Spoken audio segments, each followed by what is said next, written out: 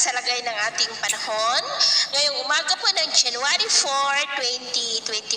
Sa ngayon po ay nananatili na walang anumang sama ng panahon sa loob at labas ng ating area of responsibility, pero may mga weather system na dahilan ng mga pag-ulan sa ilang bahagi po ng ating bansa. Hanging amihan ang nakakaapekto dito sa Northern Luzon at extreme Northern Luzon, shear line sa silangan ng Central Luzon, easterlies o mainit na hangin dyan sa may Visayas at Mindanao.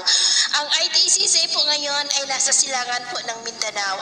At sa ating pong long range forecast ay wala naman pong bagyo na namamataan na tatawid sa ating kalupaan for the next 2 weeks, pero hindi pa rin inaalis ang posibilidad na may mabuong sama ng panahon sa silangan ng ating bansa sa susunod na mga araw at ang development ng mga yan ang ating babantayan. At sa lagay ng ating panahon, ngayong madaling araw ay may mga isolated rains dyan po sa may extreme Northern Luzon, malaking bahagi ng Northern Luzon, Central Luzon, Metro Manila, Polillo Island, Marinduque, Northern Palawan, Dumaguete, Siquijor, Holosulu at Zamboanga del Sur.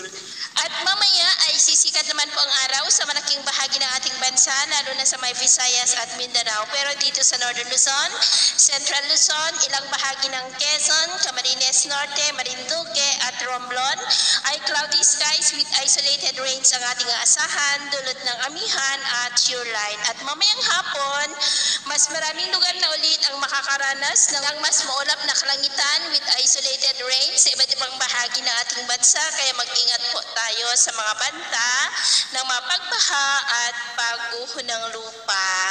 At sa atin naman pong mga baybayin, iwasan na muna natin ang papalaot sa mga baybayin po ng kanluran ng Central Luzon, buong seaboard ng Northern Luzon at extreme Northern Luzon seaboard, dahil ang mga alon dyan ay posibleng aabot hanggang sa 2.5 to 4.5 meters height.